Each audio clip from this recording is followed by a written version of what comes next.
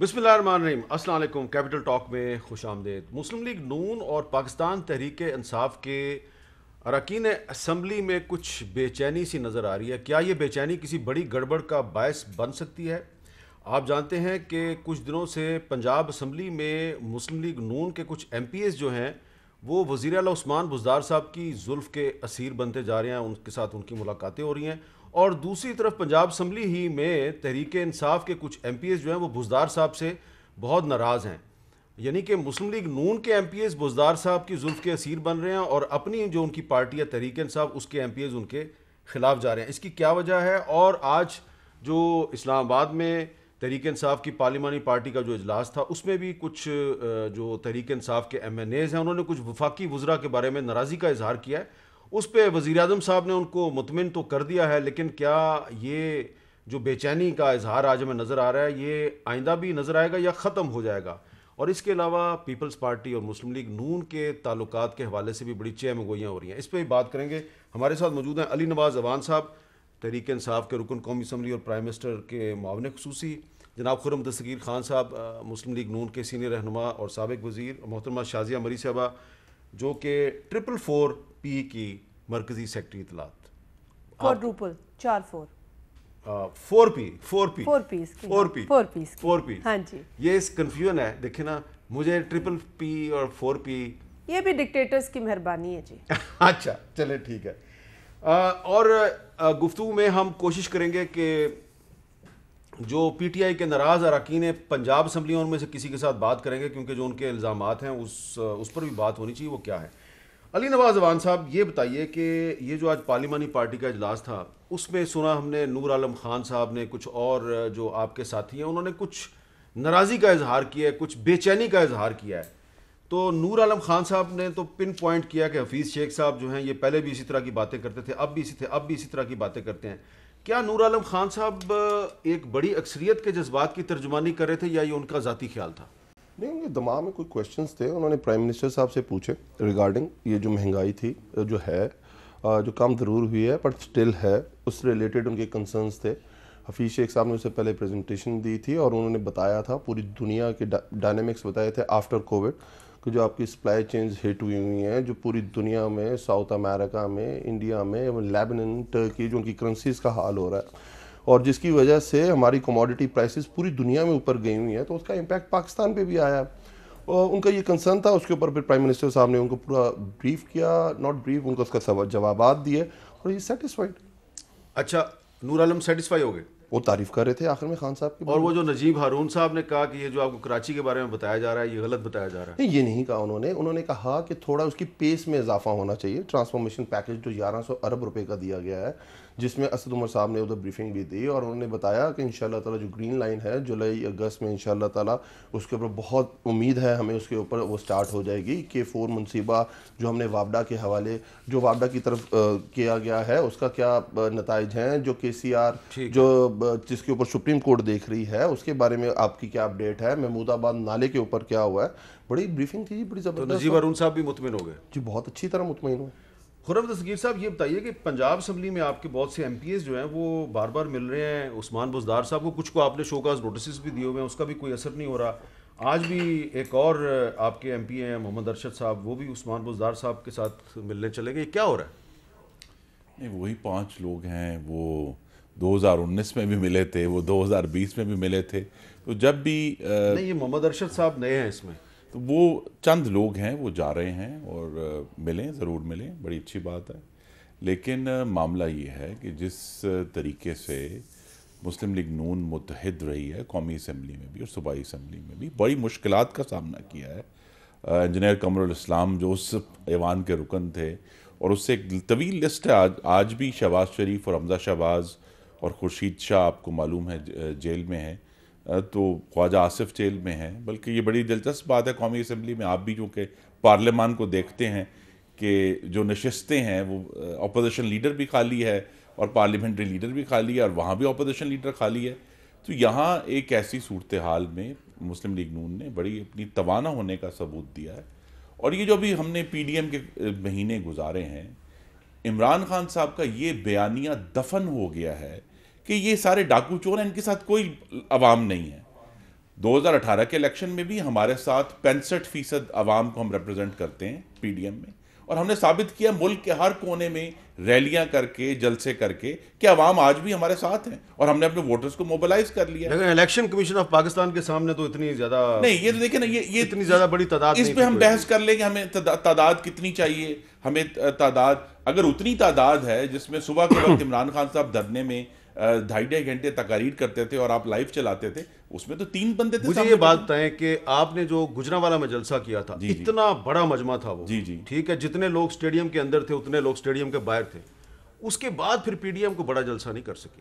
نہیں، کراچی میں بہت بڑا جلسہ تھا، کوئٹہ میں بہت بڑا جلسہ تھا، ملتان میں بہت بڑا جلسہ تھا، پنجاب کی بات کر رہا ہوں۔ نہیں تو بہت بڑے جب جلسے ہوئے ہیں میری صاحب، اصل بات یہ ہے کہ ایک تو بیانیہ دفن ہوا، دوسرا پی ڈی ایم نے ثابت کیا کہ ہم پرامن ہیں، ہمیں ضرورت نہیں پڑی اسلام آباد پولیس کو ڈنڈے مارنے کی، سپریم کورٹ کی جنگلے پہ شلواریں لٹکانے کی، پی ٹی وی پہ ڈنڈا سے قبضہ کرنے کی، ہمیں ضرورت نہیں پڑی کہ ہم پارلیمان کے جنگلے توڑیں، ہم بالکل پرامن طریقے سے اپنی آئینی جدوجہد کر رہے ہیں اور کرتے رہیں گے۔ لیکن ایشو یہ ہے کہ یہ حکومت ایسی ہے جو بھول جاتی ہے نا جی، ہم طیارے کی لیز دینا بھول گئے ہیں، ہمیں نہیں یاد رہا کہ ہم نے جناب جو ہے وہ پارلیمان کا اجلاس بلانا ہے 3 مہینے، وہ بھول گئے ہیں، ایل این جی منگوانا بھول گئے ہیں، کووڈ کی ویکسین منگوانا بھول گئے ہیں۔ نہیں اب تو آ رہی ہے، نہیں کہاں آ رہی ہے؟ چلے ذرا میر صاحب آپ ذرا غور فرمائیے، 16 لاکھ میکسیمم جو ابھی تک گورنمنٹ نے اناؤنس کیا ہے، 22 کروڑ کی آبادی کے لیے 11 لاکھ کیا تھا اس سے، 11 لاکھ 1% of the population، 1% اور دیکھیں نا یہ تو نہیں ہو سکتا نا۔ اچھا نہیں، ایک بار پھر آپ بات کر لیں، دیکھیے آپ کہیں چینی کی رپورٹ آ گئی، آئی پی پی کی رپورٹ آ گئی، آٹا رپورٹ آ گئی، پھر آپ بھول جائیں کہ جناب اس پہ کیا کرنا ہے، کسی کو پکڑنا بھی ہے، کشمیر کو آزاد کرانا بھول گئے میر صاحب۔ اچھا اب میں آگے بھی چلوں نا، ابھی یہاں پہ تو پیپلز پارٹی اور مسلم لیگ نون کی بڑی اچھی کوارڈینیشن نظر آ رہی ہے، لیکن بہت سی باتیں یہ آپس میں اکٹھے کر کے آپ لوگ بھول جاتے ہیں، استعفوں کی باتیں ہوتی ہیں، پھر لانگ مارچ کی باتیں ہوتی ہیں، لگتا ہے آج کل پیپلز پارٹی کچھ باتیں بھول گئی ہے۔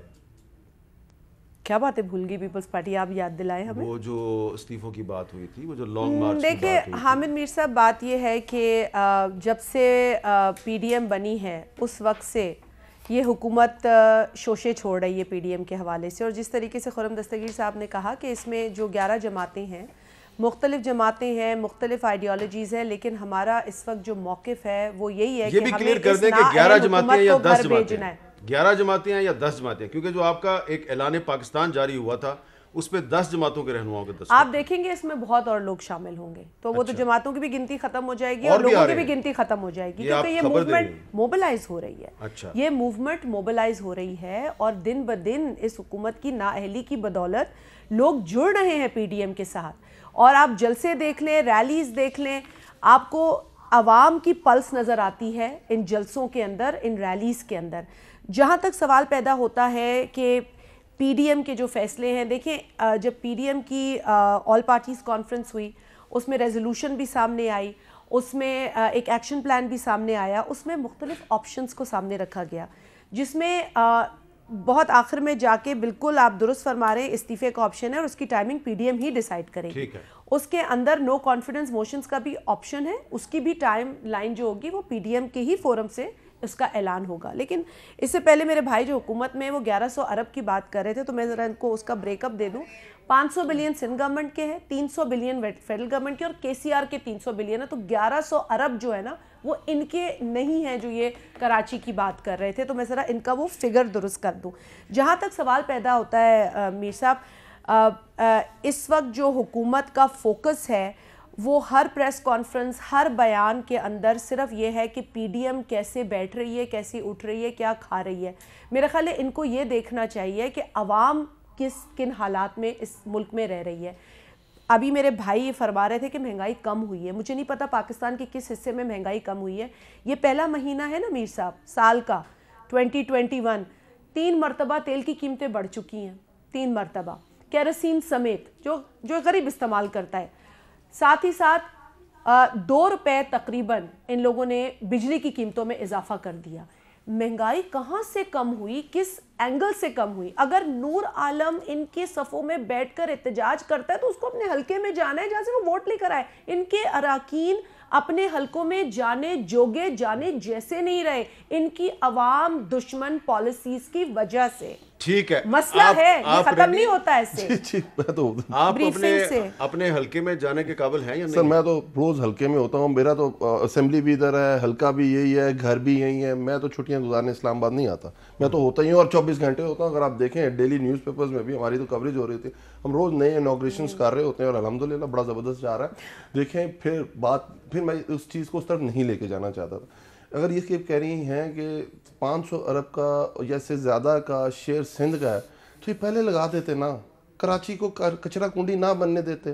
اب تو لاہور کچرا کنڈی ہے بھائی میرے, اب تو لاہور پارلیمنٹیرین ہے, کراچی میں تو کچرا ہے بھی نہیں. لیٹس سپوز میں بات غلط کروں, سن نہیں آپ کریں بات تو کر, میں یہ کہہ رہا ہوں کہ کراچی کچرا کنڈی بن کے 13 سال سے ان کی حکومت ہے, 13 سال سے K4 منصوبہ پورا نہیں ہو سکا, 13 سال سے. پھر آپ اب آپ بنا لیں نا, اب تو ہم بتائیں جلدی کب بتائیں گے. Frankly speaking it's not looking good. لوگ عجیب سا سوچیں گے آپ کے بارے میں. لوگ بہت عجیب آپ کے بارے میں سوچ رہے ہیں اس وقت. پھر شادی ہمیں بھائی شو بڑا اچھا ہوتا ہے, ہر کوئی کو ٹائم ملتا ہے اپنی بات کرنے کا. آپ دونوں نے بات کی, مجھے بات کر لینے دیں, اچھا لگتا ہے. اچھا اس کے بعد اگر اتنا اچھا ہوتا تو پورے پاکستان میں کسی نہ کسی میٹرو, کسی نہ کسی طرز پہ ٹرانسپورٹیشن سسٹم, ایک بس سرکاری چل جاتی کراچی کے اندر. ماشاءاللہ پیکیج تو انہوں نے دے دیا, پر میں کہہ رہا ہوں 13 سال میں اگر دینا ہوتا تو دے لیتے. پھر بھی میں آگے بات کرتا ہوں, ہم نے مل کے ادھر کام کرنا ہے کہ کراچی واقعی جو پاکستان کا انڈسٹریل ہب ہے, پاکستان کی شہرک ہے, ہم نے اسے بہتر کرنا ہے. ہم بڑا دل دکھاتے ہیں, میں اس پہ زیادہ بات اس سے زیادہ نہیں کرتا, ٹھیک ہے. اچھا گیس دے دیں بھائی میرے کراچی کو, چولہے بند ہے کراچی کے لوگوں کے, آپ چوری کرنا چھوڑ دیں, پھر آپ ٹھیک ہو جائیں گے. مطلب کراچی کے لوگ چور ہیں, کراچی کے لوگ چور ہیں. پلیز اوکے, اب میری بات ذرا سنیں. اب جو انہوں نے بات کی, یہ ہم کیسے بھول جائیں, انہوں نے آریہ پار کہا تھا, ہم یہ کیسے بھول جائیں انہوں نے استعفے دینے کا کہا تھا, ہم یہ کیسے بھول جائیں انہوں نے کہا تھا ہم سینیٹ الیکشن نہیں لڑیں گے, ہم کیسے بھول جائیں انہوں نے کہا تھا ہم ضمنی الیکشن نہیں لڑیں گے. تو اچھی بات ہے یہ لڑ رہے ہیں, ہم نے کب کہا ہم نہیں لڑیں گے. دستگیر صاحب نے کہا بھولنے کی عادت ہے نا, میں یہ بات کرنے لگا تھا. اچھا اس کے بعد ہم یہ کیسے بھول جائیں کہ ہم ٹانگ مار کے حکومت گرا دیں گے, ہم یہ کیسے بھول جائیں آپ کے منہ پہ استعفے ماریں گے, ہم یہ کیسے بھول جائیں آپ نے کہا تھا میری گورنمنٹ دوبارہ آئے گی تو میں کارگل کمیشن بناؤں گا, میں یہ کیسے بھول جائیں کہ وہ جو ماڈل ٹاؤن والی جو رپورٹ ہے ہم نشر نہیں کرنا چاہتے. بہت ساری چیزیں ہم پھر بھی آگے بڑھنا چاہتے ہیں. بہت اچھا ہوا ہے, واپس آگے ہیں, ان کو جمہوریت یاد آئی ہے, ان کو جمہوریت کے پارلیمنٹ کی بالادستی یاد آئی ہے. اس کے بعد سر دیکھیں پھر میری بات ذرا سنیے گا, یہ پتہ ہے ہو کیا گیا, ایک انگلش میں تو کہتے ہیں بیک ٹو اسکوئر ون, کہ جی جہاں سے چلے تھے وہیں آگے, حکومت کو گرانے چلے تھے خود اسٹریچر پہ آگے. پنجابی میں بھی اس کو کہتے ہیں, کہتے ہیں جتھے دی کھوتی اوتھے آن کھلوتی. یہ سنا یہ بیک ٹو اسکوئر ون, یہ جہاں سے شروع 2 منٹ دے دیں. میں پنجاب اسمبلی میں جو تحریک انصاف کے رکن اسمبلی ہیں جناب خواجہ داؤد سلیمانی صاحب, جو کہ ناراض ہیں وزیر اعلیٰ عثمان بزدار صاحب سے, ان سے بات کرتے ہیں. السلام علیکم داؤد عثمانی صاحب. وعلیکم السلام. بہت شکریہ داؤد سلیمانی صاحب. آپ نے ایک کل اور پرسوں کچھ شکوے شکایتیں کی تھیں چیف منسٹر عثمان بزدار صاحب کے بارے میں, تو اس کے بعد آپ ہی کے علاقے کے آپ کے 2 ساتھی ایم پی اے جو ہیں حنیف پتافی صاحب اور احمد علی دریشک صاحب, وہ کہہ رہے ہیں کہ آپ نے جو الزامات لگائے ہیں بزدار صاحب پہ وہ بالکل غلط ہیں. کیا کہیں گے آپ؟ بھائی جان بات یہ ہے, ان لوگوں کا حق ہے, اس نے ایک کو مشیر بنایا ہوا ہے, دوسرے کو لینڈ ریکارڈ کا چیئرمین بنایا ہوا ہے, ٹھیک ہے نا بھائی جان. ان میں سے کل میرے ساتھ جو ہے نا اپنا دریشک صاحب نے رابطہ کیا تھا کہ آپ ان سے صلح کریں. میں نے کہا بھائی جان میرا کوئی ذاتی جھگڑا نہیں ہے اس سے کہ میں اس سے صلح کروں. میری بات ہے عوام کی, یہ لا اینڈ آرڈر کی یہ چوریاں ڈکیتیاں ان کے بھائی وغیرہ نے وہاں توسے کی لینڈ پہ جو سرکاری لینڈ ہے قبضے کر کے کالونیاں بنا کے بیچ رہے ہیں. کل کو فیس تو ہمیں کرنا پڑے گا. ہمارے عمران خان کا ویژن ہے کہ گورنمنٹ کی زمین کو وہ گزار کرائے. یہ تو پارٹی پالیسی کے خلاف باتیں ہیں. دوسری بات یہ ہے کہ یہ آدمی مکر جاتا ہے جس کا دین ایمان بھی نہیں ہے, کیسی باتیں میرے ساتھ کرتے ہیں. تو ان کے اپنا حق ہے جو بات وہ کریں. باقی اگر ان کو کوئی شوق ہو میں حاضر ہوں, آپ اپنے پروگرام میں بلا لیں ان کو, میں بھی آ جاؤں گا, سامنے آمنے بیٹھ کے بات ہو جائے گی. پتافی صاحب کو بھی بلا لیں اور اس کو بلا لیں دریشک صاحب کو بھی. موسٹ ویلکم, تشریف لے آئے میرے بھائی. چلیں ٹھیک ہے، ان کو میں بلا لوں گا، لیکن یہ بتائیں کہ آپ کی جو شکایت ہوتی ہے وہ شکایت لگانے آپ پرویز لائی صاحب کے پاس کیوں جاتے ہیں، جو اسپیکر ہے پنجاب اسمبلی کے؟ انہوں نے تو آپ کی صلح کرائی تھی 1-1.5 سال پہلے چیف منسٹر سے، پھر آپ کی دوبارہ لڑائی کیوں ہوگی؟ آپ کی مین شکایت کیا ہے چیف منسٹر سے؟ بھائی جان سب کی جو شکایات ہے، ایک تو ہے ڈیولپمنٹ کا مسئلہ، دوسرا مسئلہ ہم لوگوں کا یہ ہے کہ لا اینڈ آرڈر کی سچویشن جو ملک میں بنی ہوئی ہے. ہمارے ایک کھگا صاحب ہیں ایم پی اے صاحب، پرسوں 20 آدمی ان کے گھر میں گھس گئے پاک پتن. دیکھیں جی، عمران خان نے تو عثمان کو بنا دیا، پنجاب پاکستان کا سب سے بڑا صوبہ یعنی کہ پاکستان ہی ان کو سمجھ لیں. یہ کنٹرول کس نے کرنا ہے؟ عثمان بزدار صاحب کی اہلیت تو یہ ہے کہ وہ میرے خیال ہے کہیں کوئی 4 آدمی اکٹھے ہوں تو وہ کوشش کرتا ہے گاڑی کو دوسری طرف ٹرن کرنا، مجھے ادھر جانا نہ پڑے. عثمان بزدار صاحب کو آپ اپنے پروگرام میں بلا لیں. اچھا، ہمارا کوئی نہیں ہے. باقی چودھری پرویز الہی صاحب والی جو بات ہے، ایک تو ہمارا وہ 88 سے کلیگ ہے، ہم ایک ساتھ رہے. میں تیسری بات کرنا ہوں. دوسری بات یہ ہے کہ وہ صاحب کا ہمارا 1 سال سے اس کے ساتھ ایشو چلتا ہے. اس کی کوشش ہوتی ہے جو پی ٹی آئی کے مخالف ہیں ان کو اوبلائج کرنا، پی ٹی آئی کے ورکروں کو پیچھے کرنا. تو میرا جھگڑا ان سے 1.5 سال سے چل رہا ہے.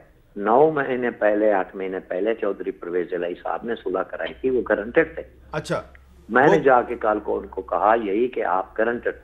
اچھا آپ گارنٹر تھے وہ، لیکن یہ بتائیں کہ آپ نے جو بھی الزام لگایا ہے ان کے بزدار صاحب کے بھائی پر اور ان پر، کوئی ثبوت ہیں آپ کے پاس؟ کیسی الزام لگائے جا رہے ہیں آپ؟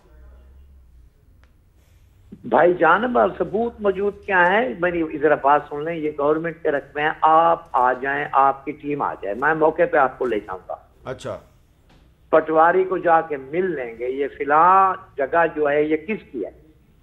انہوں نے تو پورے پہاڑ میں لوگوں کو اتنا تنگ کیا ہوا ہے کہ آپ سوچ ہی نہیں سکتے.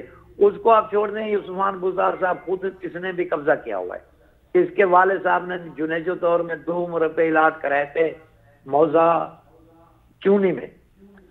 اس وقت میرے خیال ہے کم از کم و بیش 5 سے 9 مربع ان کے قبضے میں ہیں. اچھا، اور یہ ہمارے اسٹوڈنٹ وغیرہ پیٹ رہے ہیں. ٹھیک ہے نا بھائی جان، آپ آ جائیں، موسٹ ویلکم. آپ اپنی ٹیم لے آئیں. ٹھیک ہے، میں آ جاؤں گا جی. اور آپ ہر معاملے میں چیلنج کر رہے ہیں، آپ کہہ رہے ہیں پتافی صاحب اور دریشک صاحب بھی آ جائیں میرے سامنے، بزدار صاحب بھی آ جائیں، اور مجھے بھی آپ بلا رہے ہیں، تو ٹھیک ہے میں تو ضرور آؤں گا، باقی کوئی آئے نہ آئے. لیکن یہ صورتحال سیریس ہے، آپ کیا کہیں گے؟ سر دیکھیں، میں حامد بھائی آپ کب سے پارلیمان کور کر رہے ہیں اور ہر ایسے ٹائم پہ مسائل آتے ہیں. ایسے ٹائم پہ جب سینٹ کے الیکشنز ہیں، آپ لوگ آپ کے سامنے ہیں چیزیں. آپ خود ہی آپ نے جو انٹرو میں بھی کہا کہ ہم سے لوگ مل رہے ہیں، لوگ ہم سے ناراض ہو رہے ہیں، نون والے ہم سے مل رہے ہیں، بس اس طرح کی چیزیں چلتی ہیں. ریزرویشنز ہوتی ہیں ہمیشہ پارلیمنٹ میں. اب اس کی مثال اس طرح دے دیتا ہوں کہ آپ کو کیپٹن صفدر کی اس سے زیادہ کلوز تو کوئی نہیں ہو سکتا نواز شریف صاحب سے، باقی کسی سے ہو نہ ہو. تو انہوں نے اسمبلی میں کھڑے ہو کے کہا تھا کہ میں نواز شریف صاحب سے نہیں مل سکتا، فہد حسن فہد اس کی سب سے بڑی رکاوٹ ہے، میرے فنڈز کا بہت بڑا ایشو آپ چلا سکتے ہیں اسمبلی. لوگوں کی ریزرویشنز ہوتی ہیں، لوگوں کے اوپر بہت زیادہ پریشر ہوتا ہے، اور یہ بالکل ٹھیک بات ہے. اور مسائل جب گورنمنٹ رن کر رہے ہوتے ہیں اس میں مسائل بھی آ رہے ہوتے ہیں. تو میرا یہ خیال ہے کہ اسی لیے ہم نے کیا بات کی کہ اس طرح کی چیزوں سے بچنے کے لیے ہم نے تینوں مین پارٹیز کو یہ کہا آئیں لیجسلیشن کرتے ہیں.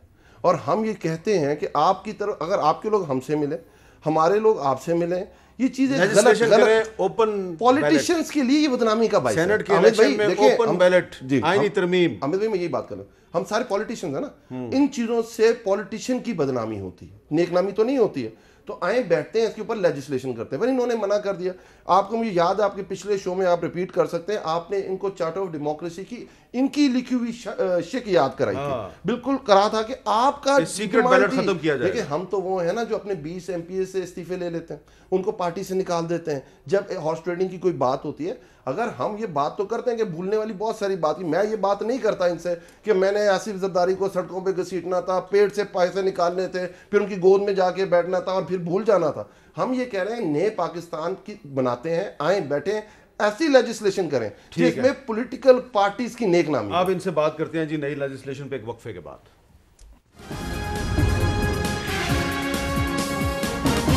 کیپٹل ٹاک میں دوبارہ خوش آمدید جی. خرم دستگیر خان صاحب، علی نواز وان صاحب بریک سے پہلے کہہ رہے تھے آئیے مل کر لیجسلیشن کرتے ہیں، سینٹ کے الیکشن میں سیکرٹ بیلٹ کی بجائے اوپن بیلٹ سے ووٹنگ ہو. اور اس کے لیے آئینی ترمیم کریں؟ مسودہ لے کر آئیں پارلیمان میں، پھر ہم بات کریں گے. کل جو ہے غالباً لے ہو رہا ہے تو اس پر ڈسکشن ہوگی، کیونکہ اس میں جہاں کل آ رہا ہے مسودہ. یہ سنیے نا جی، بڑی دلچسپ بات ہے کہ جہاں اوپن ووٹنگ کے لیے کہتے ہیں ساتھ 2 NRO بھی ڈال دیے بیچ میں.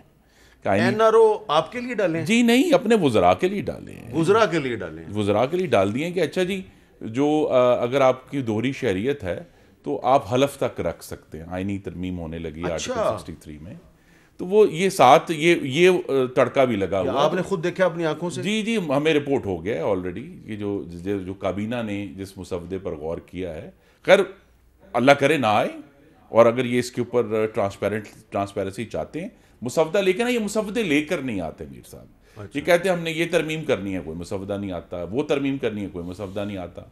اور جو ہے یہ اگر 3 مہینے بعد پارلیمان آئی ہے واپس، تو ان کے پاس کوئی ایجنڈا نہیں ہے. یہ اچانک جو جس ایجنڈا ہے نا وہ آپ کہہ رہے ہیں لیجسلیشن کریں اس پہ، اوپن بیلٹ لے کے. اگر یہ واقعی سنجیدہ ہوتے تو پھر سپریم کورٹ نہ جاتے یہ رولنگ لینے کے لیے. وہاں سے لگتا ہے کہ کوئی ان کے حق میں رولنگ نہیں آ رہی تو اب ان کو پارلیمان یاد آ گئی ہے. بھئی دونوں ایوانوں کو آپ بلا کر کہتے کہ 3 مہینے پہلے کہتے کہ ہم یہ چاہتے ہیں کہ ایسے ہو. اب جو ہے جب سر کے اوپر ہے سینٹ کا الیکشن، تو یہ تو لگتا ہے کہ یہ ٹیلر میڈ ہے، یہ فرمائشی جو آئینی ترمیم ہے وہ کرنا چاہتے ہیں. لیکن جس قسم کی نالائکی کی نحوست پھیلی ہوئی ہے پورے ملک میں، اس میں یہ کام نہیں ہو سکتا. اگر وزیر اعظم جو ہیں اپنی گفتگو بدلنے کے لیے تیار نہیں ہیں، وہ وزیرستان جاتے ہیں جہاں کے لوگ زخم ہیں، وہاں جا کے کہتے ہیں میں NRO نہیں دوں گا. ٹائٹینک ڈوب رہا ہے، اس کے اوپر ایک بینڈ ماسٹر لگا ہوا ہے NRO نہیں دوں گا، NRO نہیں دوں گا. بھئی ایشو یہ ہے جس کا ذکر ابھی MPA صاحب نے فرمایا کہ پنجاب میں صرف لا اینڈ آرڈر کا ایشو نہیں ہے، پنجاب میں تعلیم کا بیڑا غرق ہو گیا ہے. اور صرف پنجاب میں نہیں ہوا، آپ کو معلوم ہے کہ یونیورسٹی پشاور نے کہا ہمارے پاس تنخواہیں دینے کے پیسے نہیں ہیں. قائد اعظم یونیورسٹی کہہ رہی ہے ہمارے پاس لیبس چلانے کے پیسے نہیں ہیں. دوسری یونیورسٹیاں جو ہیں وہ سب پریشان ہیں، اسکول کو حالت خراب ہے. ہیلتھ میں کہتے ہیں نا جی ہمیں لیجسلیشن ہے.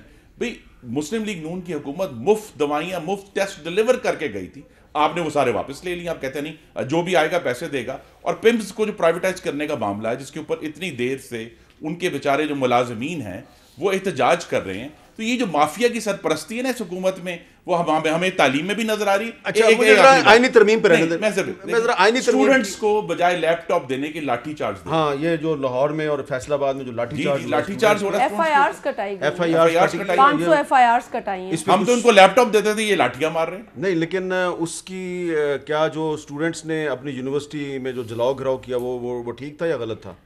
حامد میر صاحب بات یہ کہ اسٹوڈنٹس کا ایک مطالبہ ہے، اور کووڈ اگر موجود ہے تو کوئی 1 مہینہ نہیں ہوا، تقریباً سال ہو گیا ہے کووڈ کو. آن لائن کلاسز کی ڈیمانڈ، آن لائن ایگزامینیشنز کی ڈیمانڈ نئی نہیں ہے ان اسٹوڈنٹس کی. ہم نے اسمبلی میں بھی بارہا اس کا ذکر کیا، بالخصوص دور دراز علاقوں میں لوگوں کے لیے بہت مشکل تھا، وہاں پر بھی آن لائن سیٹ اپ نہیں تھا. HEC کو بار بار ہم نے پارلیمان کے توسط سے، منسٹر صاحب وہاں موجود ہوتے تھے، کوئی ایکشن نہیں لیا گیا. اب ہم نے سنا ایک بیان آ گیا ہے کہ منسٹر صاحب نے HEC سے بات کی ہے. بھائی وائی ناؤ؟ یہ تو 1 سال سے چل رہا ہے، پوری دنیا میں آن لائن کلاسز ہو رہی ہیں، پوری دنیا میں ایک ٹرینڈ بدل گیا ہے، لائف سٹائل لوگوں کا بدل گیا ہے کووڈ کی وجہ سے. ہمیں ابھی تک ہوش نہیں آیا. جب تک آج ہمارے اگر بچوں کو فرسٹریشن میں نکلنا بھی پڑا ہے تو کیا اس طریقے سے ان کے ساتھ بیہیو کیا جائے گا؟ 500 FIR کاٹی ہیں، 1 درجن سٹوڈنٹس کو میرا خیال ہے مارا ہے، ان میں سے کچھ کرٹیکل ہیں، ان کی حالت تشویشناک ہے، جو ہیں وہ گرفتار کیے گئے. لیکن بات ساری ہے کہ یہاں پہ بھی بھائی بہت چیزیں کہہ رہے تھے میں یہ کیسے بھول جاؤں، یہ کیسے، ہم بھی بہت ساری چیزیں بھول نہیں سکتے. یہ ہم کیسے بھول جائیں کہ آپ نے 50 لاکھ گھر بنانے تھے؟ یہ ہم کیسے بھول جائیں کہ آپ نے 1 کروڑ نوکریاں دینی تھیں؟ یہ ہم کیسے بھول جائیں کہ آپ نے کہا تھا کہ IMF نہیں جائیں گے، اگر میں IMF گیا تو میں خودکشی کر لوں گا؟ یہ ہم کیسے بھول جائیں کہ آپ نے اپنا گھر تو 12-13 لاکھ پینلٹی دے کے ریگولرائز کرا دیا اپنے محل کو، اور غریب جائے بھاڑ میں؟ یہ ہم کیسے بھول جائیں کہ آپ کہتے ہیں خودکشیاں لوگ کر رہے تو میں کیا کروں؟ یہ ہم کیسے بھول جائیں کہ آپ کہتے ہیں سکون تو قبر میں ملتا ہے؟ یہ ہم کیسے بھول جائیں کہ آپ نے 200 ارب ورلڈ بینک کے منہ پہ مارنے تھے؟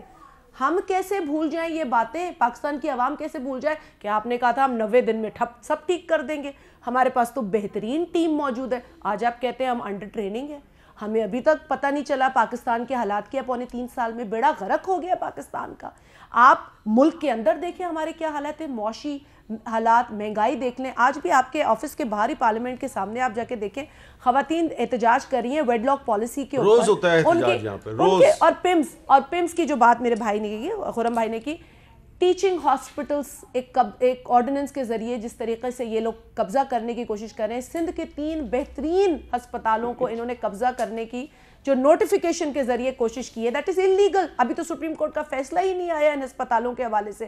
تو وہ سب جوڈس میٹر ہے جس پہ یہ نوٹیفیکیشن، ان کو یہ نہیں پتا کہ ایک چیز سب جوڈس ہے، ہم اس پہ کوئی ایکشن نہیں لے سکتے. نہ انہیں عدالتوں کا احترام ہے، نہ احتساب میں یہ بلیو کرتے، کیونکہ پی ٹی آئی جو نعرہ لگا کے احتساب کا آئی تھی اور آج بھی 2014 سے لے کے آج تک فورن فنڈنگ کا حساب نہیں 7 برسوں میں دیا. یہ پہلی گورنمنٹ تھی کے پی کی جس نے احتساب کمیشن کو ٹھپ کر کے بند کر دیا. آپ دیتے ہیں، ایک چارج شیٹ ادھر سے آ جاتی ہے، عوام کدھر جائیں؟ ٹھیک بات ہے، جواب دینے چاہیے، چارج شیٹ نہیں دینی چاہیے. جواب میں نے سوال کیے تھے، جواب آپ نے یہ کہا کہ واپس اسی طرح کے الیگیشنز آ گئے. انہوں نے جو سوال کیے میں اس کا جواب دیتا جاتا ہوں. یہ زیادہ اچھی بات کی حامد بھائی. انہوں نے کہا بہت برے حالات ہیں پوری دنیا میں، کووڈ کی وجہ سے ایسی ایسی اکانومیز کانٹریکٹ ہوئی ہیں کہ آپ سوچ نہیں سکتے. گریٹ برٹن، پوری اسلامی دنیا کی اکانومی کو ملا لیں تو گریٹ برٹن کی اکانومی انگلینڈ کی اکانومی ملتی ہے. ان کی ایک ٹائم آیا کہ 18% اکانومی کانٹریکٹ ہوگی، جن کے شازیہ مری صاحب کے لیڈر بلاول بھٹو جو تقریر کرتے ہوتے تھے، دیکھو انڈیا جیسا لاک ڈاؤن کر رہا ہے، پاکستان میں بھی لاک ڈاؤن ایسے ہی طرح کرو. غریب کورونا سے نہیں غریب کورونا سے مر جائے گا، بھوک سے نہیں مرے گا. لیکن میری بات میں جواب ساری باتیں ٹھیک ہیں، لیکن جو اس وقت لاہور اور فیصلہ آباد میں جو اسٹوڈنٹس کو جس بروٹل طریقے سے مار رہی ہے، بہت زیادتی. میں اس کی بات آگے جواب دیتا ہوں، آپ ہی نے جو بات کی میں اس کے سارے جواب دوں گا، یہ بھی دے دیں، ٹھیک ہے. اس کے بعد ابھی آپ دیکھیں جو ہماری ایکسپورٹس ہیں، 19% دسمبر میں ہماری انکریز آئی ہے. اگر آخری 6 مہینے میں دیکھیں تو 5.4% ہماری اس کے اندر انکریز آئی ہے. آئی سی ٹی اور آئی ٹی ایکسپورٹس کے اندر 40% ہماری انکریز آئی ہے.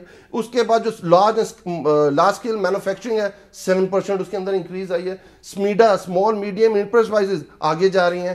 کنسٹرکشن پالیسی کی وجہ سے کنسٹرکشن بوم پہ ہے، سیمنٹ فیکٹری بوم پہ ہے، مہنگائی بھی بوم پہ ہے. آپ نہ بولے نا، پھر آپ کا شو بڑا اچھا ہوتا ہے، میں نہیں جانا چاہتا. I have a lot of things to say but میں کہتا ہوں اوپر سے خاتون بھی ہیں، اچھا نہیں لگتا، پرانی پارلیمنٹیرین بھی ہیں تو میرے خیال زیادہ اچھی طرح بہیو کریں گے. اچھا اس کے بعد آپ یہ دیکھیں، یہ بار بار آپ کو پرانا کہہ رہے ہیں،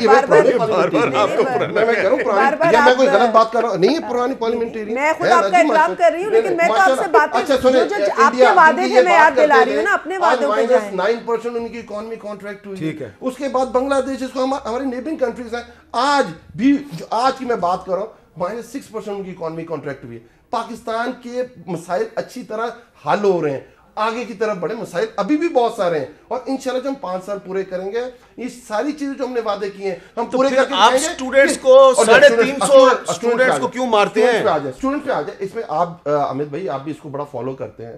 آن لائن ایکسیس پاکستان میں کتنے لوگوں کے پاس ہے؟ Try to check. ایک ابھی یونیسیف کی یونائٹڈ نیشنز کی اس کے اوپر آئی ہے، انہوں نے ایک سروے کنڈکٹ کیا تھا، اس کے اوپر آیا ہے کہ جس طرح آن لائن کلاسز کو اگر آپ دیکھیں کہ پورے سال میں 8 مہینے پڑھائی ہونی چاہیے تو آن لائن کلاسز کی وجہ وہ 2.5 مہینے رہ جاتی ہے.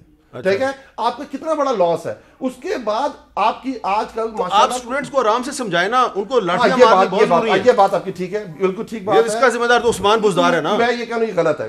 اس کا ذمہ دار تو عثمان بزدار ہے نا. اسٹوڈنٹس کو بھی چاہیے کہ جو آن کیمپس اور باہر نکل کے احتجاج لازمی کریں، وہ ان کا رائٹ ہے. جلاؤ گراؤ نہ کریں، لوگوں کے ساتھ ہاتھا پائی مت کریں، یہ غلط. دیکھیں ہم جب نون لیگ کی گورنمنٹ تھی، انہوں نے جو بیچارے بلائنڈ لوگ ہیں جنہوں نے آپ کو یاد ہے میٹرو کے اوپر احتجاج کیا تھا، اس پہ انہوں نے لاٹھی چارج کر دیا. غلط ہوا. تو عثمان بزدار صاحب جو ہے نون لیگ کے راستے پہ چل رہے ہیں نا، اس لیے آپ نے چیف منسٹر بنا دیا ان کو. حامد بھائی میں کیا کہوں غلط ہے. میں پہلے اس بات سے شروع کر رہا ہوں بات.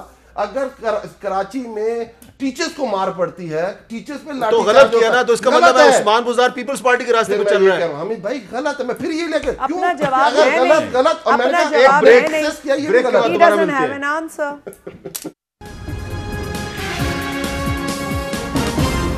کیپٹل ٹاک میں دوبارہ خوش آمدید. آج مریم نواز شریف صاحبہ نے جو براڈ شیٹ اسکینڈل کی انکوائری کے لیے ایک کمیٹی بنائی گئی ہے، کمیشن بنایا گیا ہے جس کے سربراہ عظمت سعید صاحب ہیں، ان کے بارے میں کچھ کہا، ذرا سنیں وہ کیا کہہ رہی ہیں. जस्टिस अजमत सईद साहब की जहाँ तक आपने बात की वो शौकत खानम के बोर्ड के मेंबर्स में से हैं, तो क्या अपने खिलाफ तहकीकात करेगा क्योंकि वो तो इसमें शामिल रहे। इज़्ज़त से जस्टिस अजमत सईद साहब को इससे रिक्यूज़ करना चाहिए अपने आप को, और उनको ये कहना चाहिए कि मैं क्योंकि ख़ुद इसमें इन्वॉल्व हूँ इसलिए आप मुझे स्पेयर करें, वरना पाकिस्तान की आवाम के सामने फिर कुछ और हक़ाइक़ जो कि उस वक्त शायद हम नहीं ला सके सामने, फिर वो हमें लाने पड़ेंगे। खुर्रम साहब, ये कुछ और हक़ाइक़ क्या हैं? ये अजमत सईद साहब के बारे में या किसी और के बारे में? नहीं, हक़ाइक़ बड़े खुलकर आने चाहिए। इमरान खान साहब बड़े दाई थे मफादात के टकराव के ना, तो इससे बड़ा मफादात का टकराव नहीं हो सकता कि जो शख्स 2000 में जब ब्रॉडशीट का मुआहदा हुआ, 2000 से 2003 तक नैब का डेप्यूटी प्रोसिक्यूटर जनरल था जिनका नाम अजमत सईद है, आज उनको कहा जा रहा है कि आपके दौर में ये आप उसकी तहकीकात करें। ये कैसे हो सकता है कि जो शख्स खुद उसके अंदर इन्वॉल्व था, जो लोग जिन्होंने दस्तखत किए उनको उसके बॉस थे, वो उनके खिलाफ इंक्वायरी करें? ये कभी नहीं होगा। बड़ा अच्छा सवाल किया, ये बहुत सीरियस कॉन्फ्लिक्ट। नहीं आमिर भाई, बड़ी ज्यादती कर रहे हैं, मैं आपको सच्ची बात बता रहा हूँ, बड़ी रिप्यूटेबल। आप देखें ना, बात करें आज पूरे लॉयर्स की विसिनिटी से चेक करें आप कि इज ही प्रोफेशनल और नॉट, और जो टैक्स के मामलात हैं, जो कॉर्पोरेट मामलात हैं, उनमें उनको बॉस माना जाता है। बहुत अच्छे होंगे, लेकिन कॉन्फ्लिक्ट ऑफ इंटरेस्ट है, मफादात का टकराव है।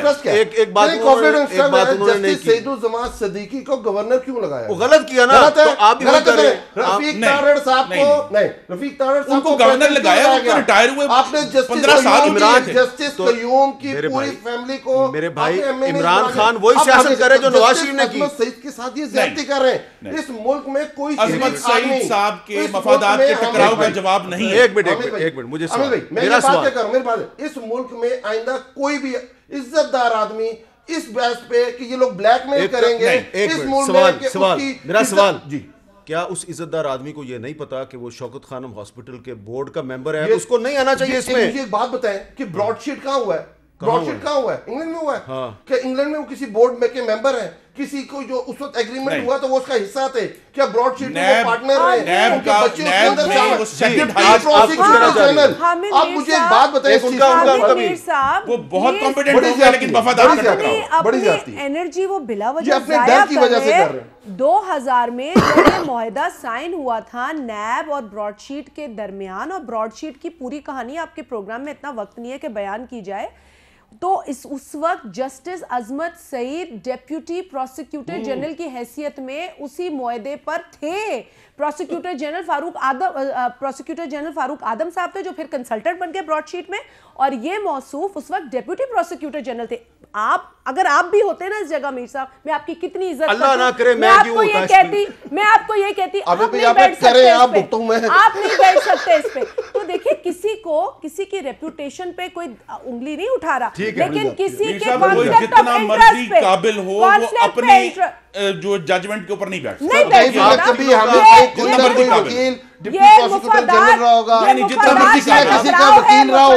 अगर आप प्रोफेशनल बेसिस पे इजाजत दीजिए, अल्लाह हाफिज।